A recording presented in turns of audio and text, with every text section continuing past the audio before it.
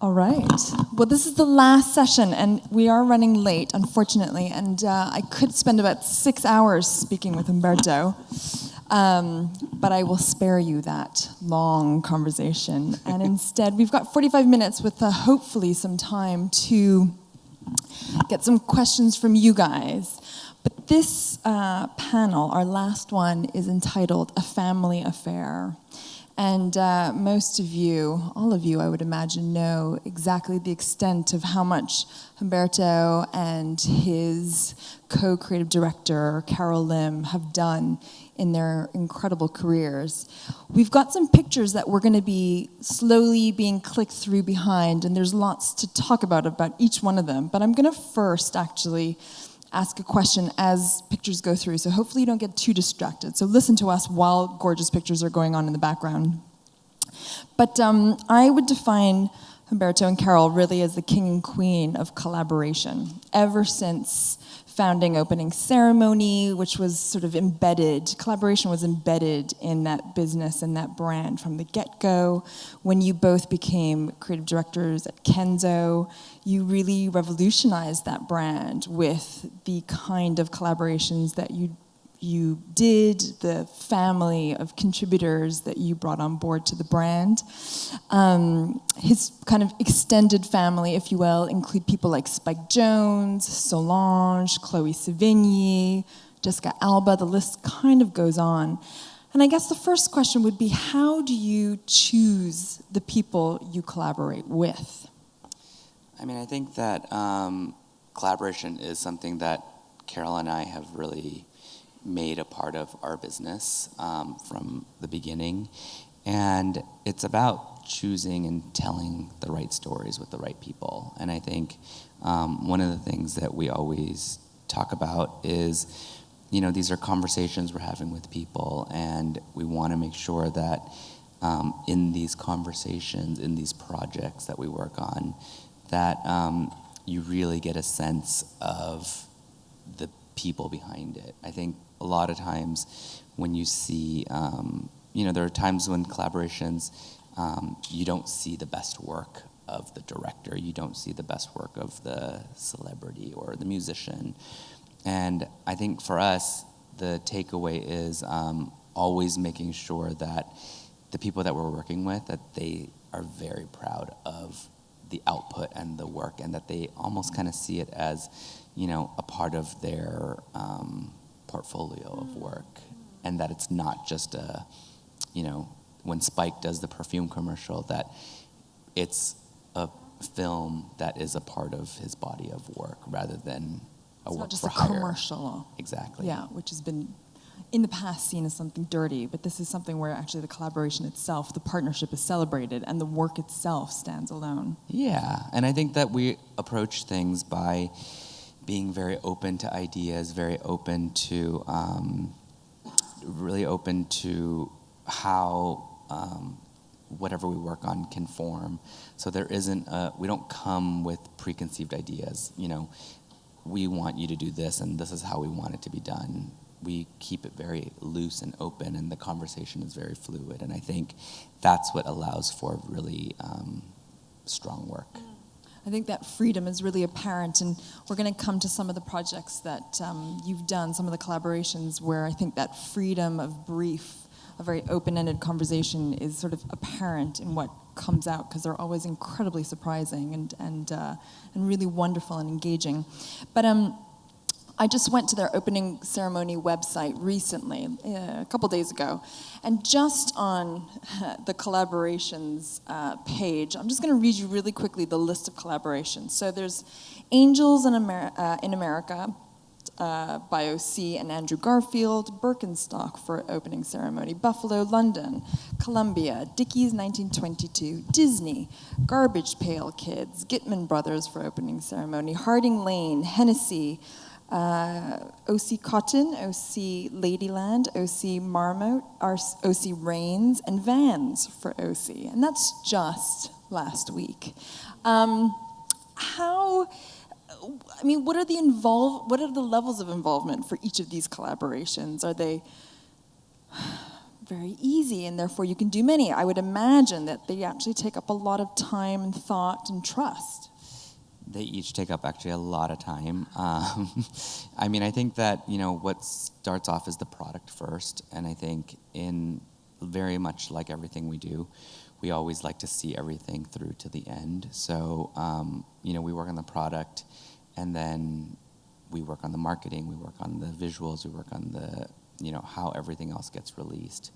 And I think there's a little story to tell for each one, and we'll have everyone sitting here for 6 hours if I went through every project. But I think the idea is that, we really like to think about the storytelling behind product. So that has always been the big impetus for us to do these. And so when there's some, more obvious ones, there's some really strange ones, and I think that's what makes these collaborations really interesting. And Carol and I talk a lot about things that we love, things that we grew up loving, and a lot of those conversations end up formulating into some of these collaborations. Do you think about do you collaborate in a different way when it's your own thing, opening ceremony, versus something that is much more structured and corporate and large, like Kenzo? How do collaborations potentially differ in the way that you might approach them in either case? I think, I've always had a philosophy about the way we work at Kenzo, and I try to think about, I try to treat Kenzo like it's our own company, and I try to keep it, I try to bring the mom and pop into a big luxury brand.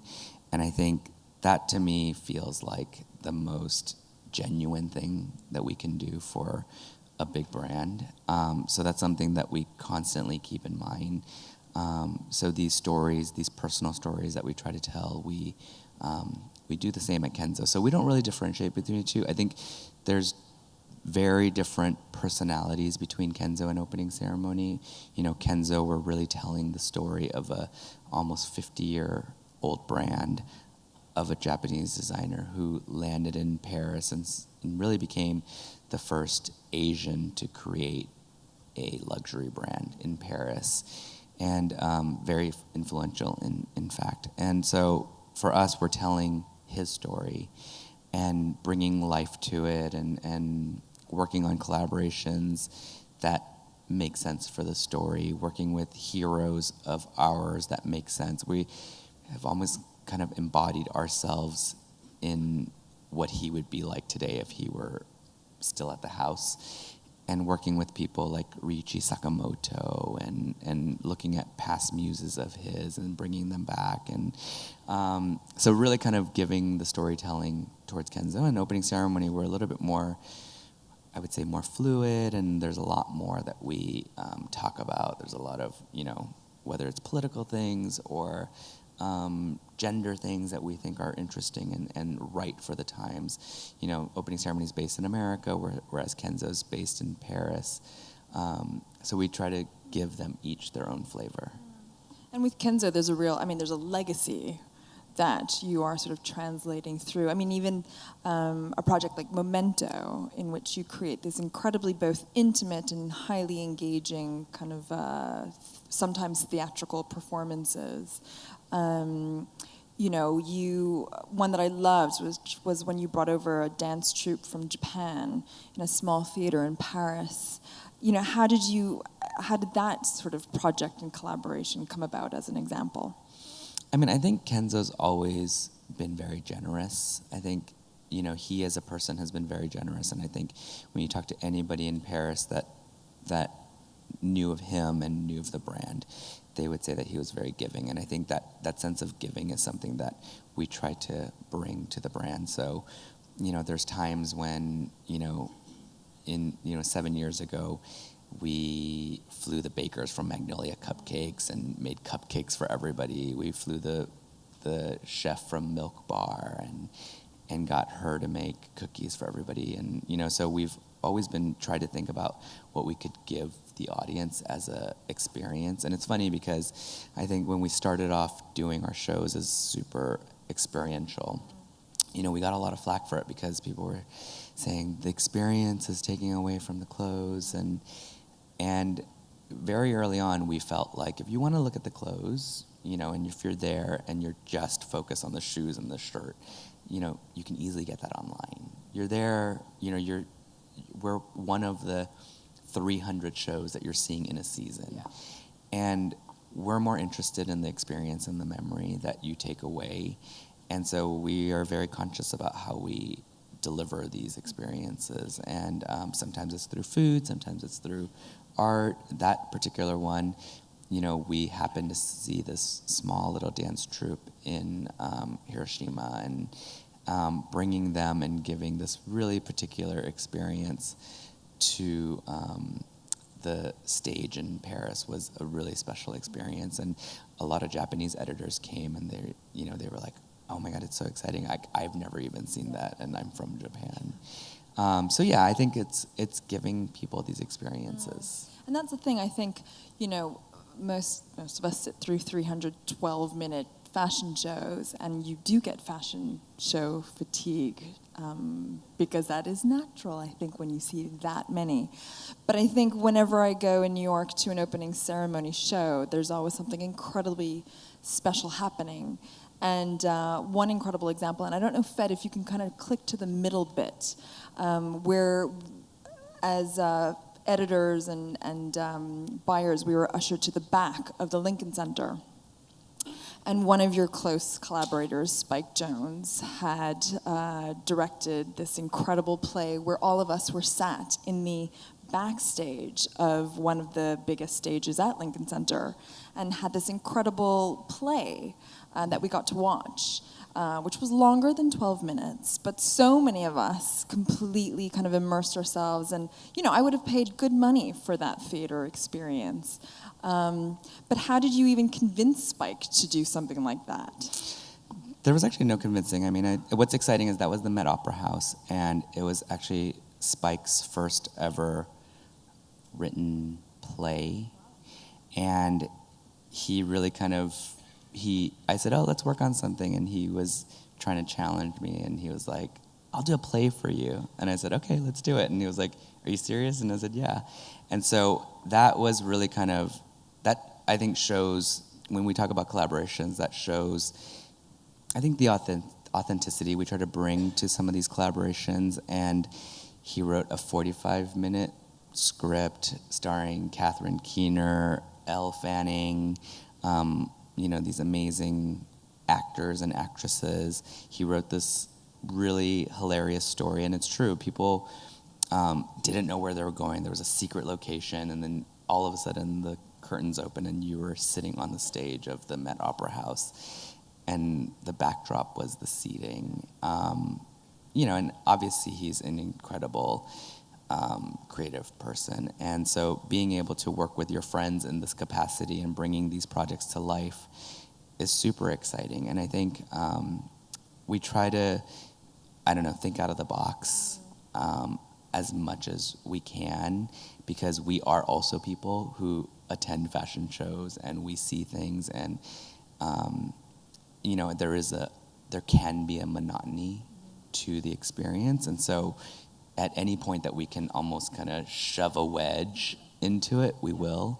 I think most of us really appreciate that, but there is that fashion editor who runs out the minute that curtain comes down, and can't process that we've just had this incredible 45-minute immersive experience and just wants an 8-minute fashion show. Yeah.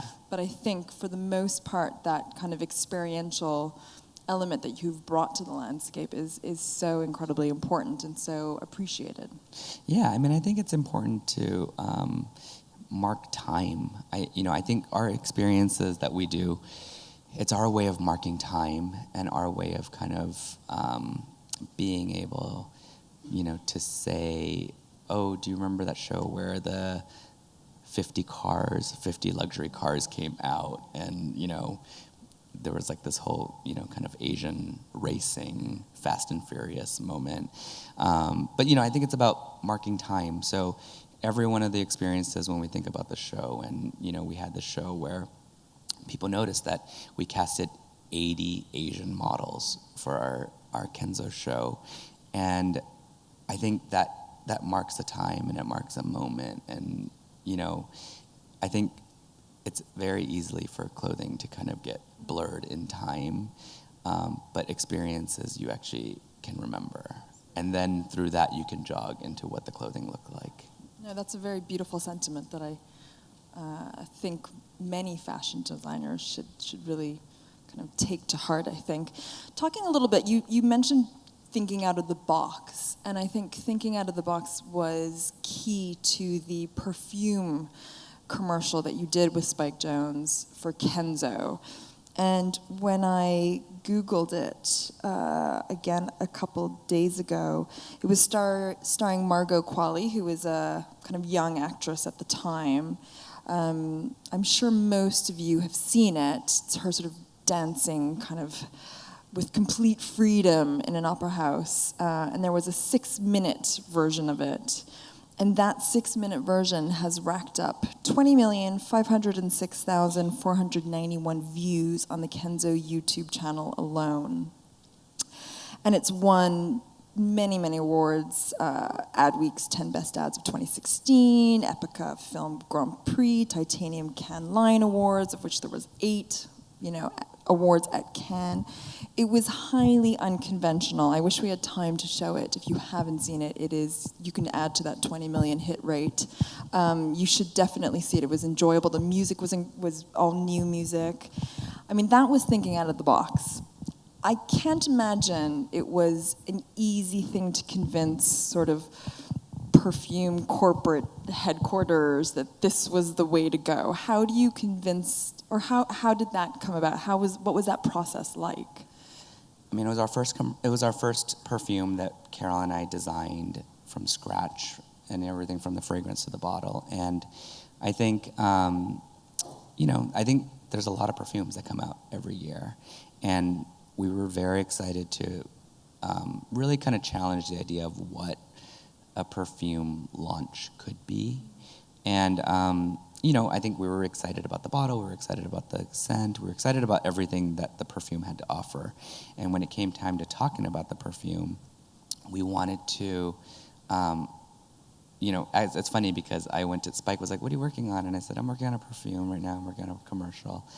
And he was like, "Oh, what are you gonna do?" And, I kind of gave him the story behind who this character was and what she was about, this idea of freedom and being able to express yourself,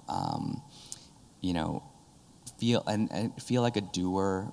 I think there's these pillars that perfume industry uses. Is she a heroine? Is she a goddess? And we're like, she's kind of none of that, because she's a bit more real. And we're like, she's a mom. Yes. She works. She's a volunteer. She's all these women that we actually admire, rather than some fictitious goddess. And he was like, "Oh, that's so cool." He's like, "Should I do the commercial?" And I was like, "All right, well, I guess I'm gonna have to call some other people that we're not gonna work with them anymore." But yeah, and so he was like, "I want to do it," and I said, "Okay, great." So we sat down, he wrote the treatment, we worked it out, we almost kind of like acted it out together, and it was super exciting. And I think at the time, it was a lot of convincing, because it was super unconventional. Just the 6 minutes alone was like, why would you do a 6-minute video to launch a perfume? And most perfume ads on TV are like 20 seconds, if anything. Yeah. So it's interesting because then, he came up with the idea to do this episodic. So the 6-minute was the whole story, and then you got to see episodes, these mini 15, 30-second episodes that would lead you up to where it's at. And Margaret Qualley, he didn't care about what the girl looked like, he just wanted to make sure that she could dance. And so we interviewed a lot of dancers, and Margaret was really she was a long shot that came out of the blue. And she stole, all our hearts when she auditioned. One of the interesting things is we auditioned about 25 actresses for this part, which, if anybody does commercials, you don't audition people for commercials. But when you're Spike Jonze and you're making a pretty incredible. You can get commercial. a long shortlist, yeah. So we got to see previews of what this would look like even before, during auditions. And the fact that we all got goosebumps during auditions, we knew this was going to be something super exciting. And, frankly, we got a lot of people from the perfume industry that were competitors calling us saying how excited they were that this opened up the door of what a perfume commercial could be. That's fantastic to hear that you could push the boundaries and in that kind of out of the box, unconventional way. And maybe that is inherent in you and Carol in terms of how you are able to, one, get those collaborators on board, but then also, two, you must be a pretty good convincer. Well, I think we're also fans of a lot of, we're fans of brands, we're fans of a lot of work that other people, we're fans of photographers that have done incredible jobs. So we're also, I think we see everything out there, so we always challenge ourselves and push ourselves to do something that is against the grain because we love, the landscape of what people are doing. And there is this repetition that does happen, which that gives us the impetus to think differently. Because when you see the repetition from high fashion down to mass fashion, and a lot of them are using the same photographers, same models, same formula. Yeah, and you see it, and I think it takes somebody to again shove that wedge in and say, well, let's go a different direction. Yeah. In tech parlance, it's very disruptive. And I guess because you are fans, because you see the landscape and you're sort of gobbling up culture constantly, I think that probably gives you, you must, as a magazine owner, one of the best reasons of having a magazine is I get to kind of contact people and say, I would love to interview you. It's a great way to meet people who I am fans of. And I would imagine something like your toilet paper campaign, working with Maurizio Catalan, was another way of sort of expanding your collaborative family and getting to do a really, really great project. So can you tell us a little bit about that Kenzo campaign that you did with the toilet paper crew? I mean, I think that, when we got the Kenzo job, now it's almost 7 years now, we, as crazy, nerdy people, didn't want to waste an opportunity and a platform to, address and work with people that we idolized. So I would say, our first campaign working with John Paul Good, who had not done a fashion campaign, frankly, in like 20 years. He's done a lot of perfume ads, so tons of perfume ads, but working in clothing, there was a denim company that he worked on in the 70s.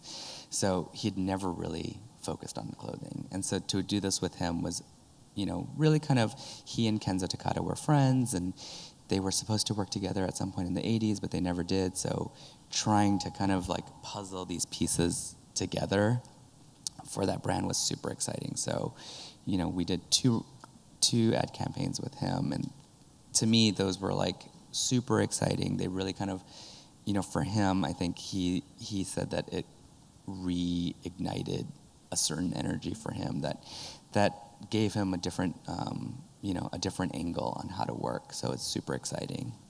And then following that up was obviously not an easy feat, but to be able to work with toilet paper and Maurizio Catalan and Pier Paolo, and almost taking the billboards and the, everything, the outdoor spaces, the magazine pages, and creating these incredible works of art. And I have to give it to, LVMH and our CEO at the time and Pierre Yves for really kind of believing in us and letting us take over this, but gluing eyes on Rinko's face and doing these really, really outlandish ads at the time.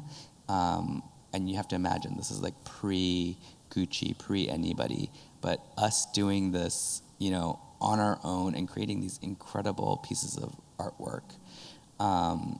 I think, that was a super exciting time for us. And like I said, we didn't want to we didn't want to not take advantage of every platform that we had, and I think, yeah, you only get to do things once, so it's super exciting. I love the way that you flipped the idea of advertising and instead thinking of it both outdoor and in pages as sort of a mini gallery for your own kind of artistic, creative. But in terms of the speed of fashion, I mean, I think we've sort of the last couple of days we've talked about how fast things are going. And I mean, you look after, I don't even want to think about it, like 8 collections a year with opening ceremony, plus Kenzo, men's, women's, resort, pre-fall. You know, that's quite superhuman already. But second of all, that's a lot of content. That's a lot of output. That's a lot of collaborations. How do you guys find that you're managing the speed in which you need to kind of output these kind of creative endeavors? I mean, we're really organized, and we have a great team. I think that, you know, obviously without your team, you're nothing. Mm-hmm. And we have incredible teams in both companies that really, and also I think a language that we've developed with them that, you know, allows for everyone's best work to come out. So we've obviously done both for now almost 7 years, and we're super proud of the work that we've done. So it's true. I mean, it is a lot of output, but I think having 2 of us really, really helps. Yes. Because there are times that we can really kind of divide and conquer. Yeah, like we are today. Yes. But yeah, I think that's important. What of maybe some of the collaborations we haven't talked about yet? What is one that, you know, for you was an incredible highlight that you would want to share with us, or a collaborator that you've loved working with? I mean, Chloe 70, I think that was Long-time collaborator. Yeah. It was pretty interesting and groundbreaking because she was so involved in the collections that I think that really, I would say, when we started to do collaborations, that really set us apart. That was pre-Kate Moss Tap Shop, which we did carry at the store, but that was pre all that. And I think it gave these, you know, it girl influencers, it was the first foray into like seeing a lifestyle that could be brought from these people.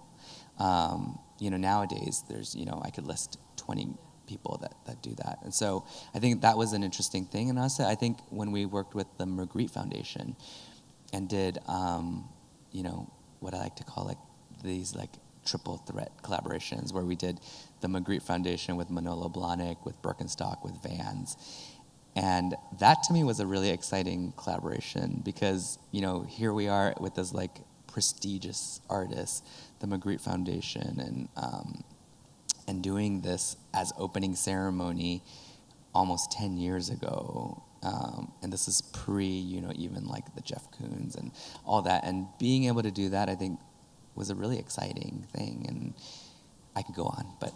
And getting like 3 very different collaborators to then collaborate also with that art foundation. That's incredible. Yeah. I mean, as we're talking about family, could we get one more chair out? And I'm actually going to bring up Wendy Leon, who is Humberto's mother, who's here in Hong Kong with us. She's also a frequent collaborator. She is a frequent She's the behind-the-scenes collaborator. She is, and in fact, 3 years ago, I got to sit next to her at a Kenzo show. And she was hi, Wendy. She was the most kind of positive ball of energy at a fashion show. And usually at fashion shows, sometimes, you know, editors are really tired and they can be really sour and nonplussed. But it was so nice to have somebody like Wendy who radiated positive energy and enthusiasm. And I guess, Wendy, I just wanted to ask you, as true blood family, what does it take? I mean, obviously, I would imagine was he a very creative child growing up? And what does it take to sort of nurture someone in your family who is creative, to be a creative genius that you then get? Well, first of all, I think he's a good kid. That's helpful. Of course, mother had to say that. But he kind of polite, and then he loved to work. And then Hard worker. Yeah, Still to really this day. hard, yeah. And then he liked to help people. And then he never had payday when he grew up because we worked so hard. And then family, and then also I had to bring my family here. Then he always opened a restaurant. He always helping the restaurant, work weekend, full time, Friday nights. So he learned at a young age a very hard work ethic. Third grade when I was 8. Third grade. Yeah. Good. Well, family labor is the best And kind of labor. my mom is from Hong Kong, so Yeah. So you have a very close relationship to Hong Kong then. I mean, did you visit Hong Kong a lot, even recently with both kind of roles? Is Hong Kong kind of playing a big role in Kenzo opening ceremony? yeah, I mean, Hong Kong is actually what started opening ceremony. Our trip to Hong Kong is what gave us the idea to start opening ceremony. And it was this, in many ways, I think Hong Kong is this amazing cross-section of culture, and it has all the elements that we personally love: shopping, food, all that good stuff. But my mom is from Hong Kong. We came here when I was 10. It was my first trip to Hong Kong. And yeah, she really introduced me to it. When he 10 years old, I go to Hong Kong, immigrate my family. I have big family, 11, my mom. And then I had like a 9 immigrant. I had to take him with me to bring them. And then I find out when he get infection, because that time I immigrate my family, he the one style all my family from China to Hong Kong. He styled the family. Yeah, they Wow. they wanna change some different look from China to Hong Kong to U.S. And then Humberto, how did you style them? At the time, it was a lot of plaids. But I think it was funny because we had gone to my mom's homeland of China, from China, Chongsan. Chongsan. And so we brought her 10 brothers and sisters over from, we could have made a movie so we brought them over to There Hong could Kong. still be a movie, yeah. Yes. 72 And then they hours. all flew with us back to LA, and we all lived together in one house. But at that time, they wanted to change their look because they were obviously living on a farm. And so they came to Hong Kong. And Did you go shopping with them? Yeah, did in Hong only Kong. allow you 72 hours. Stop in Hong Kong. That's like And in crazy. 72 hours, you changed their look. The whole Fully. look. And that's when you knew he was Hair, destined for hair, fashion. everything. Hair, Yeah, even. everything. God, full makeover. He's still available for bookings, in case you're wondering. That's why at that time I kind of had a little bit idea. He kind of like He was interested in fashion. interesting, but that time I'm not even know the fraction what they mean. Yeah. I still learn it though. Yeah. And are you surprised now at how fully immersed in fashion he is? I do. I'm so proud of him, and he make me proud too. Thank you. That's so sweet.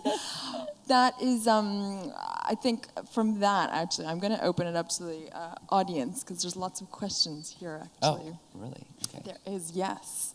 Hong Kong is one of the questions. So how do you balance your role, actually, between being the creative director for Kenzo and opening ceremony? It helps that it's on different time zones. I think it's... It's very practical. I definitely work about a good 15 hours a day. And he's got 2 kids. And I have twin girls. My boyfriend and I have twin girls who are 5 years old. But yes, so I think it's about balancing. I think it's about knowing when to also turn off. And we're also really good decision makers. I think part of, I think part of what we do and the amount of things that we do, you have to really stick to your ideas. And I think Conviction. that's the one thing that we definitely don't fluctuate on. You know, we go with what our gut says, and I think that's something that's been allowed us to work on all the different projects that we've had, and it's definitely allowed us to balance out between Kenzo and opening ceremony, because I think had we not made decisions quickly, the teams that we work with would be lost. Yeah. They need really clear guidance from you guys, yeah. Yeah, and they need to know that we believe in what we want. Yeah. Wendy, you said, or actually both of you, that Humberto was working for you at the age of 8. But when you launched opening ceremony, did you help out at all? Did you get involved? That's one of the questions. I'm not just asking myself. I do. He had a lot of questions, and that because I immigrated to U.S. because I don't have limit English, and then we work for the factory. I bring clothes to home, make clothes, and then some. She worked in the garment factory, basically. For a long time. When she was pregnant with me, she basically went into labor at the factory. Yeah. That she was. So he was working at. literally born amongst clothes, or Yes. could have been born. I mean, that's very And fitting. she, her way of babysitting me was allowing me to like sew next to her and do things like that. But when we opened up opening ceremony, because we opened up, the story is that we opened up with $20,000. Carol and I both saved $10,000 from our jobs, and we thought we had so much money in 2002. And we said, we're going to take this $20,000 and start a business, which sounds so crazy, now knowing life. And when we started, we obviously quickly spent the money on inventory.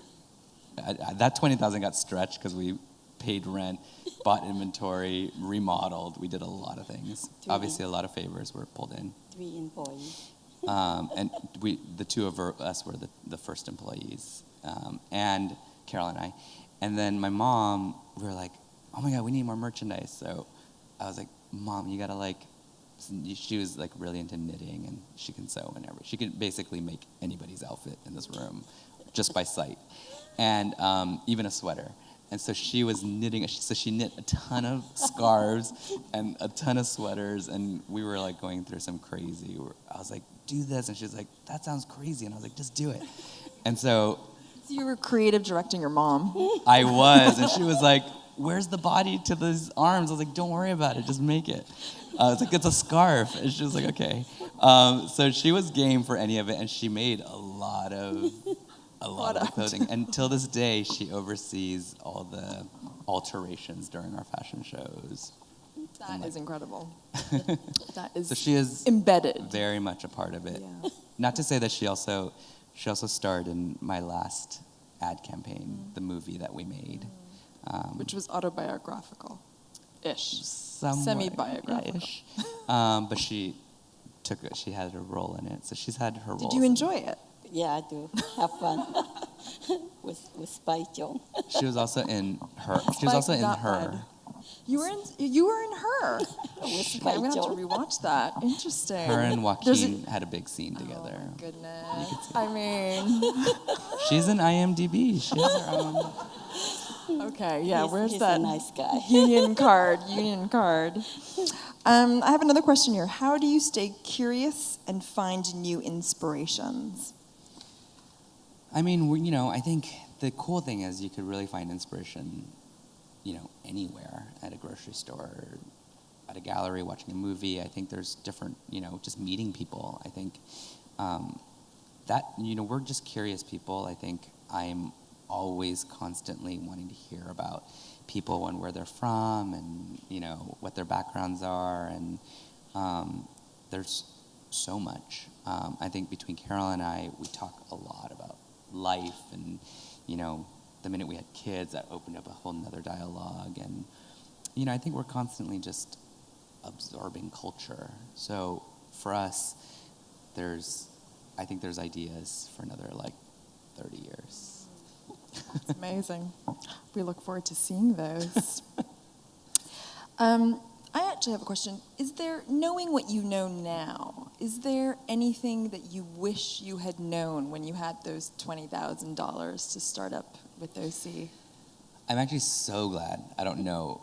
I think the naivety of not knowing, I think that's, I don't know. I almost feel like that is what gave us the courage to do everything we wanted to do. I think not being fearless, I think is fearless and being naive could be both very, I think they're being fearless to call up any company and say, hey, we want to collaborate with you. I mean, our first collaboration that we ever did was with Nike in 2014 for the Olympics. And opening ceremony had only been open for a year and a half. So to give the landscape, obviously it was kind of an insider store, New York only. And we talked to Nike and we said, we want to do a collaboration. And they're like, all right, let's do it. And so we managed. Why do you think they said yes? It was, I think opening ceremony, even to this day, there's kind of a word of mouth about it. I think if you don't know it, if you mention it and people don't know it, you're shocked and then you want to bring them to the store. And I think we've always had this word of mouth feeling. Obviously the brand's a bit bigger now and it's different type of word of mouth. But at the time, it was definitely a destination where you could only find things at the store. And we had said to them, we want to do a collaboration with 30 designers in our store, and they're going to make, from Bless and all these people, and it's a 30-person collaboration with Nike, and they were game for it. They said, okay. This is your first ever collaboration. First ever collaboration. And we took Nike garments, soccer balls, cleats, everything, and managed to make these incredible pieces with them. And I mean, if you think about it, they're a huge company, and for them to allow us to do that was a really kind of amazing thing. We've partnered with them for a couple of Olympics, but because of our name, I think during every Olympics, there's always kind of this, opening ceremony is just a part of the vocabulary during any of these times. And so it's exciting for us to kind of work on these projects with different people. I have another question. Are there plans for opening ceremony to establish a stronger presence in Hong Kong and the APAC region? I mean, we have great partners in Hong Kong already, and I think we've been talking about opening stores and stuff, and I think there's different ways that I think we can approach coming to Hong Kong or China. I think, in terms of the format, I don't know, I think it could be open. But obviously we love coming here, so any excuse to come here to Hong Kong or China is enough of a reason to do something. Wendy, what's your favorite collaboration so far that Carolyn and Humberto have done? Well, they're all different. Actually, I love all. You love all of them, no choice. Okay, fine, I'll give you that answer. And I think, what others? We have we've pretty much gone through all the questions. I guess my last question to you would be, to those who have brands, starting brands, expanding brands, what advice would you have to around creating your own family, creating the collaborators that you work with, expanding that kind of family itself? I would say, there's times when you don't have to look too far. I think, we bring our family, our friends in very often. And I think those people almost know you and your brand the best. Mm-hmm. So those are great people to bring in. And I think carving something out that feels authentic to you and your brand. I think it's very easy to see what other people are doing and saying, like, I want to do something like that. But I think it's more interesting to say what actually would make it right for our brand? What's the truest and authentic approach that you can have towards your own brand? Yeah, I think that's, to me, is what we always keep in mind for us. So it goes back to authenticity.